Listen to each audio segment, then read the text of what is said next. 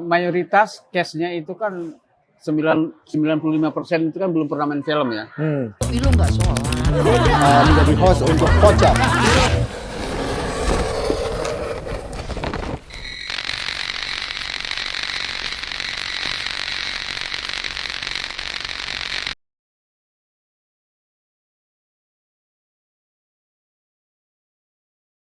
Halo, berjumpa lagi di Podcast Jav. Kali ini secara khusus kita akan membahas Woman from Rote bersama sutradara dan penulis Jeremias Nyango.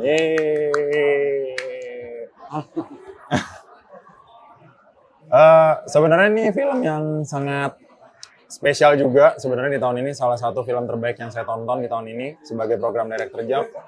Senang banget bisa ada di Jav tahun ini. Dan kita ngobrol santai soal Woman from Rote. Lebih ke, mungkin pertanyaan pertama lebih bagaimana kemudian berkolaborasi dengan teman-teman produksi di sana gitu. Terutama khususnya para pemain. Mungkin Kak Yeri bisa cerita soal Jerry prosesnya. aja. Oh, Yeri aja. Siap. Iya. Mayoritas cast-nya itu kan 95% itu kan belum pernah main film ya. Jadi butuh ekstra. Tapi bahwa basic saya mengimani kalau berkesenian itu adalah proses gitu. Jadi kita lakukan juga dengan happy. Bagaimana mendapatkan pengcastingan yang saya melakukan dan teman-teman tentunya melakukan pengcastingan dengan panjang, yang tepat, kemudian proses latihan yang panjang, ya hasilnya menurut saya bagus ya. Jadi proses itu, pengcastingan yang tepat, konon katanya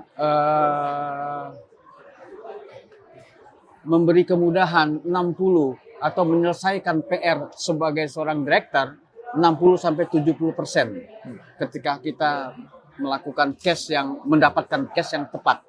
Ya prosesnya pun panjang 3-4 bulan baru dapat cast utuh, kita latihan 3-4 bulan juga. Ya, saya menikmati proses itu. Artinya tentu dengan teman-teman, dengan para kru juga, mereka juga tidak hanya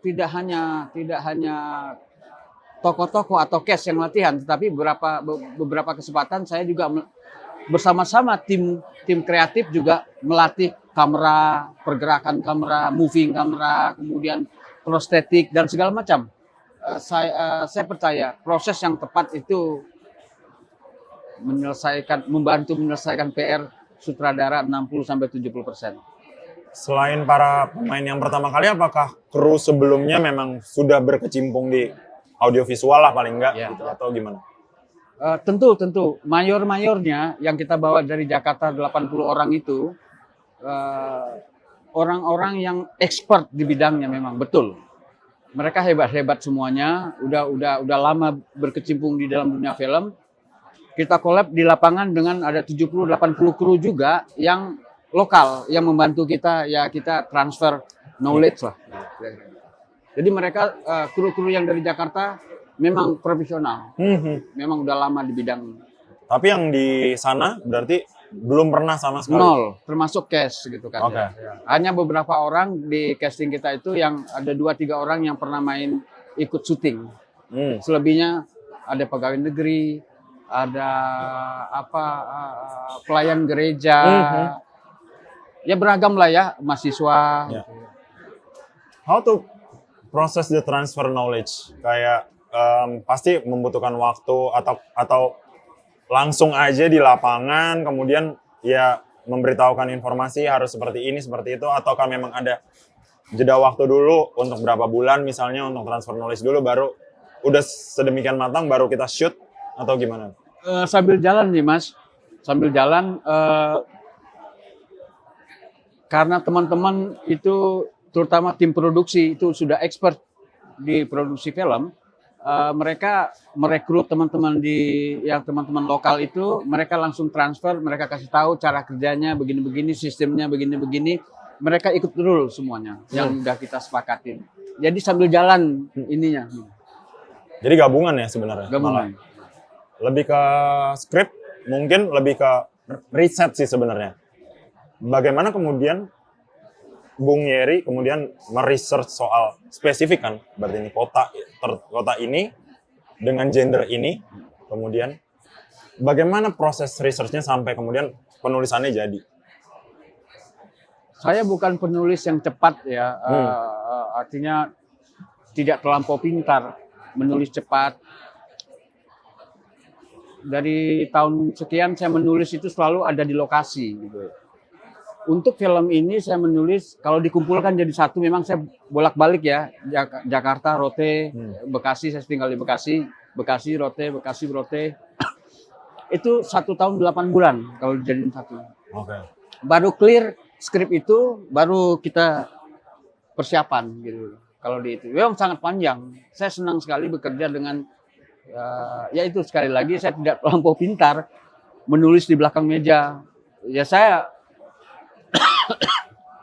hidup bersama mereka, saya melihat, merasakan, berkomunikasi sama mereka. Cenderung ya saya menikmati pekerjaan itu tentulah dengan takut juga. Orang takut waktu itu, teman-teman ada yang takut sampai akan jatuh sampai 2,5 tahun, tapi ternyata saya bisa sedikit lebih cepat, dan itu pun sebenarnya sudah lambat. Ya. Kira-kira begitu, Mas. Jadi saya cukup lama di Rote untuk melakukan observe di lapangan, berkomunikasi. Kemudian saya mengambil tema itu karena dasarnya memang tingkat pelecehan seksual cukup tinggi, bahkan sampai pembunuhan di sana. Kalau persentasinya kita hitung ya, cukup tinggi. Dasar itu juga saya membuat cerita. Itu pijakannya. Sebenarnya itu ada 2 peristiwa besar yang saya jadikan satu di sana. Saya cuma tidak berani untuk mengatakan itu true story. Memang ada 2 cerita yang saya blend jadi satu. Lahirlah cerita. Nah. Oke.